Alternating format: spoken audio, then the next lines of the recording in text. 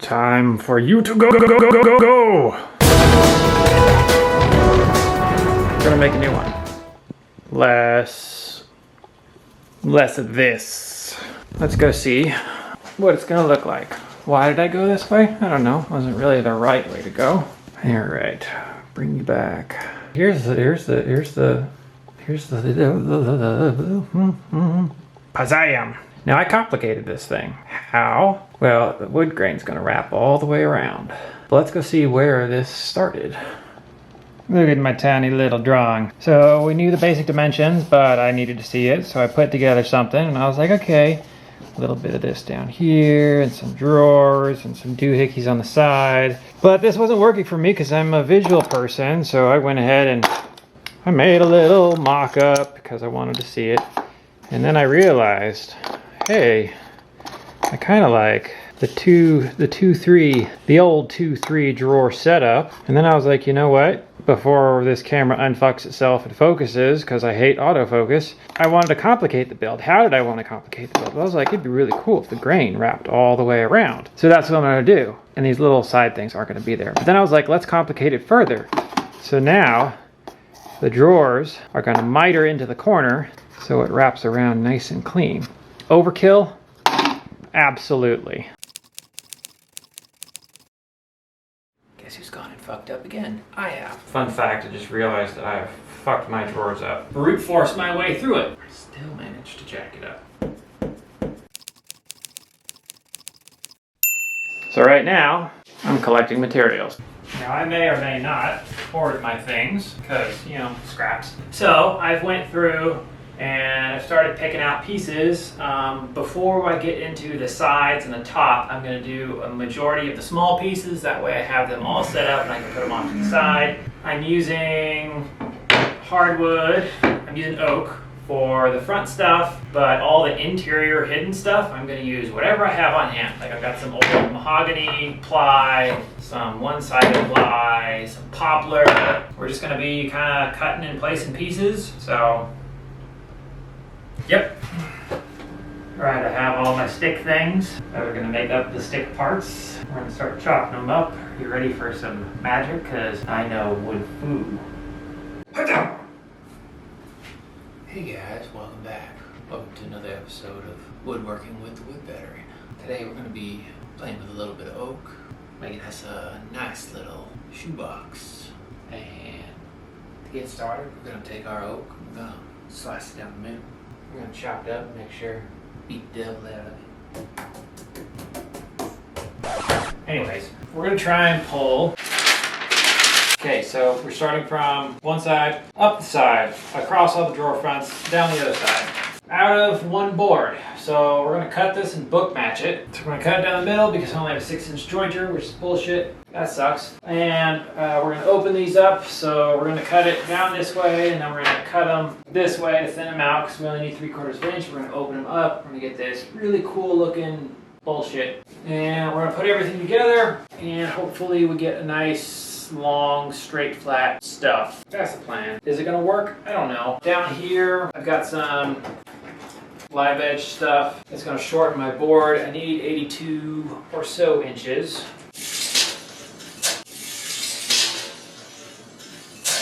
That brings me up to here, so I'll be able to get rid of this knot, which is great because that's not going to do me any good. But I am going to be a little short. What I might do is book match this open, do a little bit of epoxy pour to fill in that one side panel. Start cutting.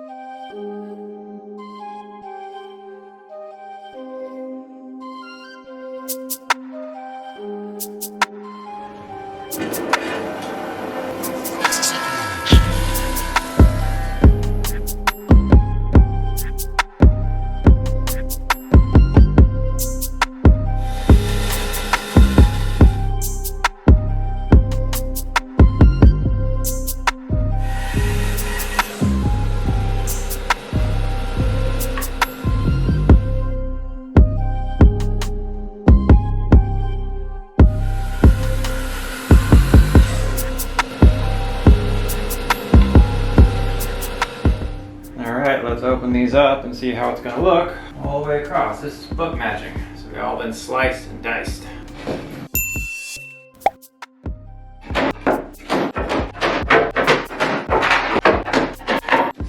put them back together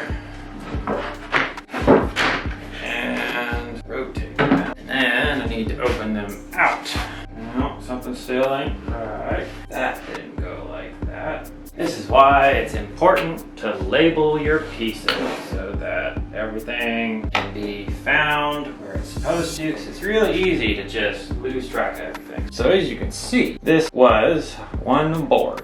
So we're gonna open them up. Here is a double open book match. So it meets in the center, because this is the original bottom half of the board and the top was opened up. Nice continuous aesthetic. It's pretty, isn't it? So now we need to go and joint all our edges to make sure that we have a nice clean glue line. When I am milling material, I will set a much heavier cut on my jointer just to get through the material quickly. But when I am jointing, I will raise it to a whisper because I don't want to take off any extra width off these boards. I just want enough to clean up the edge.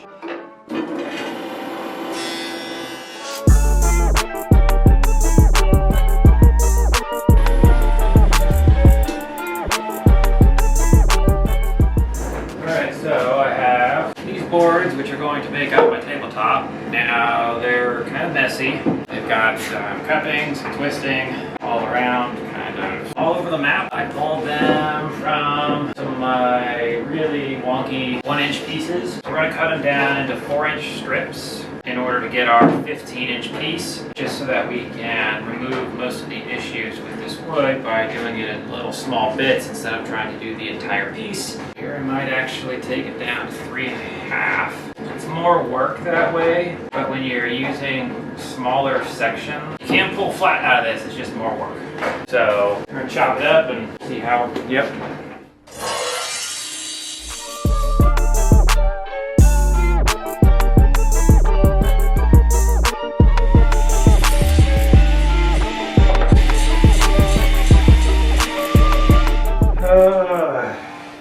So, got my angles on here as close as that's going to get. Now I need to slow down and take some time to lay this out so that nothing goes wrong.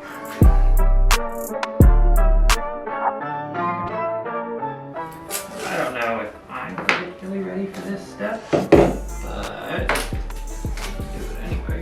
I hate screw-ups.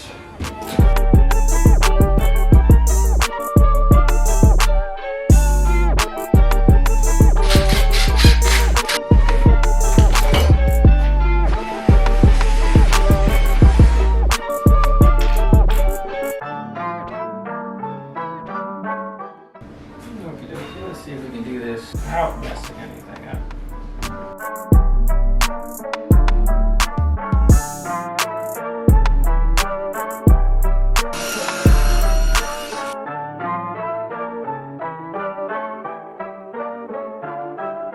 Now we're going to use our other piece for reference to set our fence location as well as the height of the blade.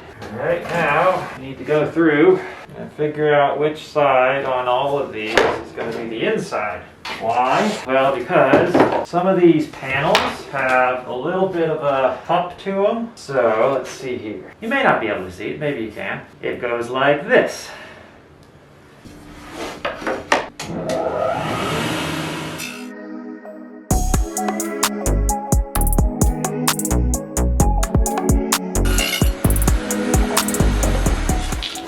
Talk about the evolution of the bottom and top. I have my cabinet here, and it's going to have these pieces. They're going to sit like this for drawers.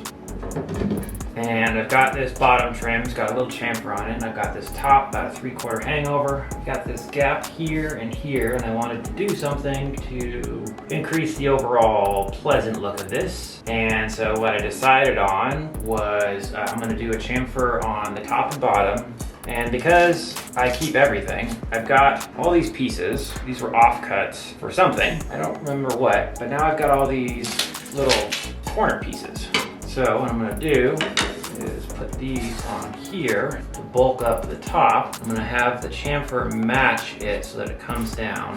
I'm gonna do the same thing on the front here, but I'm also going to run it through the table saw and flatten this edge by about 3/16 of an inch so that we have the gap between the top drawer and the bottom, and it'll also sit back because of the chamfer, and there'll be the gap there, and I'll kind of give it this octagonal thing. So there's that, and then fun fact, I just realized that I've fucked my drawers up. Oh god, I'm tired of this. Let's go talk about it. Oh, sometimes it seems like no matter what I do, I still manage to give myself all sorts of problems. So I have these drawers and my panels here aren't wide enough. So, you know, that's fun. What I'm gonna do to fix that is I'm gonna put a small piece of trim, edge banding, flush it up so that this is a little bit wider because I'm missing 1/4, 3/8 of an inch. So I have to do that to all my panels. And then on these ones, I made the glorious mistake of cutting it into the wrong side. So these pieces that have this little tenon on the end, supposed to face this way, and I cut it on the wrong side. Now this is fixable, so instead of just turning it over and trying to run the slot, I would cut right through this and it would fall off. I'm gonna rotate it, put the slot at the top, run my dado down here, and that'll free up that thing so that I can assemble these. Once again, like, even when I have the numbers, even when it's on a piece of paper and it's like cut this much, I still manage to jack it up. Always fixing my mistakes. It's getting so old. But we're gonna power through and we're gonna get it done. So that's where that's about.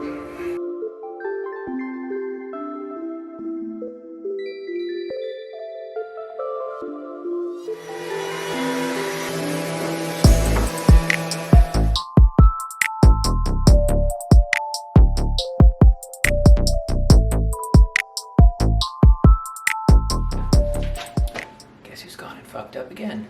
I have. Why? Because, I don't know.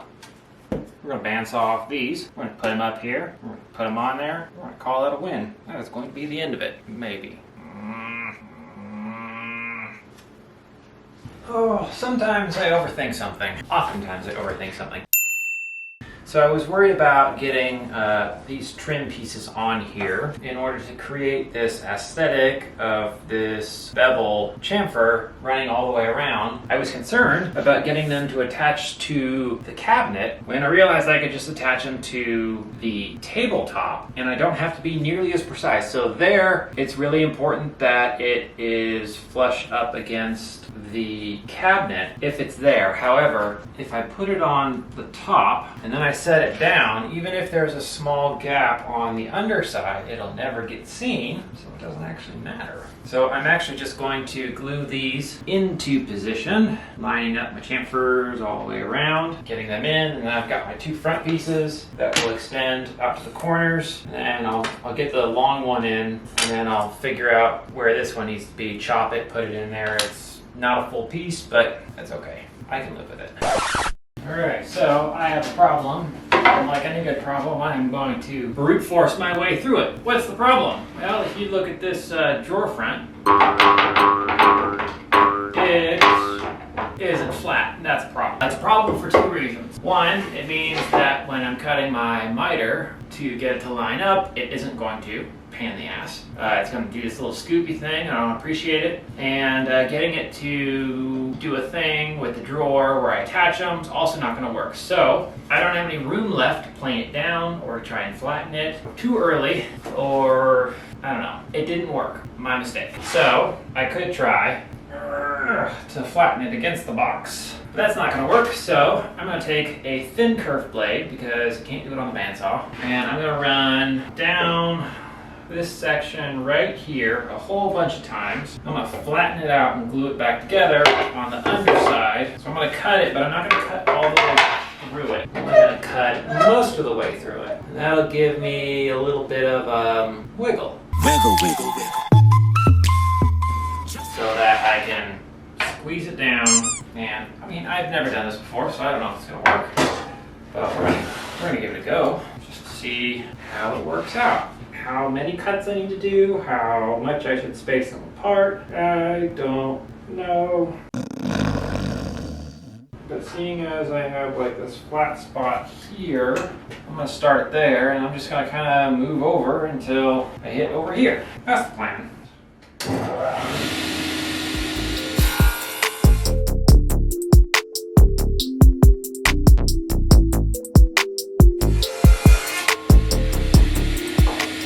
Although, maybe I don't need to glue it at all.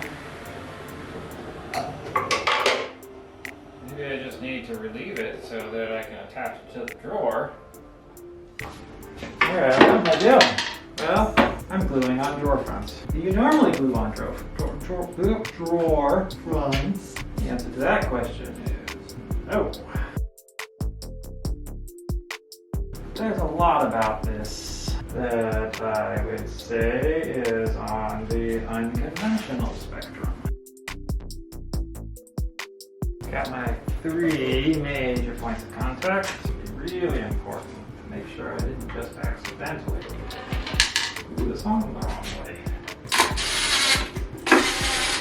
Once we get these top 3 lined up,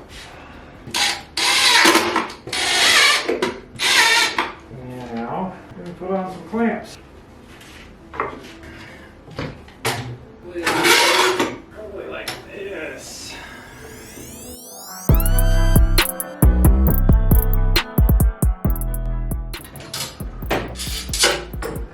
As it turns out, I only have enough screws to affix one at a time, which is why I have to glue it together and then let it set and then take it apart. Ridiculous. Okay, this is an important moment. This is where I find out if everything is put together right with regards to the drawer spacing and gluing this drawer face on, which you don't do, then you can't move them. So, looks like my one drawer is crooked by a hair. So it's tighter here and here. Let me just show you. It's coming together. You may not be able to see. You can see. I'm being dumb. I have a camera. I can literally take the time. So, this crack here. My gap is tighter there than there. Tighter here versus here. I can't adjust this one. This has been glued in place. And that one's good with the edge. So this one I can shift just a hair that way. All right, we are ready for stain. I'm gonna start putting together. I had to do a little bit of dent modification from the clamps and got everything lined up. Spent a bunch of time making sure that they came together, that the gaps are pretty much even. I got a little bit of a hang right here, but I can adjust the drawer for that. But I'm happy so far.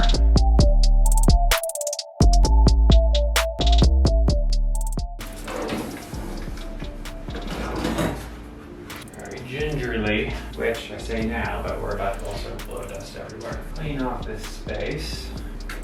So this is a horsehair brush. It's very soft. You can use it on your projects and you don't have to worry about scratching it. You don't want to use, so look, I'm creating dust. Nylon or plastic or other stuff because I can scratch it. So if you're going to use a brush, buy one specifically for cleaning your stuff. We're going to go ahead and dust off as much of this as we can, and then we'll take an air hose to it, and we're going to get it all cleaned up so that we can apply some finish. Tack cloths are also great options for removing dust. It's basically just sticky. When they're new, you have to be a little cognizant because they can not leave a residue, but kind of. They're extra sticky. So wear gloves, but I like them. So we're doing this to get the majority of it, but there's going to be little pieces and places I'm not going to get that well because there are cracks or the dust is settled, so we're going to come back for the final pass. Now if I can afford it, they have a dedicated finishing room with ventilation and no dust because separate from everything else all the time. So the inside of the cabinet is going to get a single coat of finish on the outside. So I've got a sponge, wrap it in some clean cloth, giving me a little well, a reservoir for my finish. Kind of like French polishing. Hey Annie, take the camera, use the camera.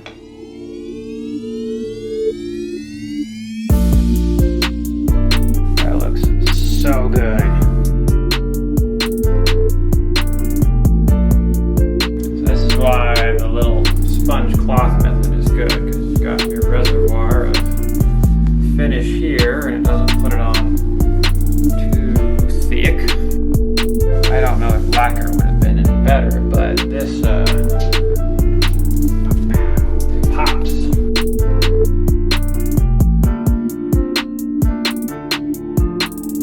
Had this been better built, I would absolutely take these off, but I don't care. I'm really digging this finish with this color, like, makes me happy.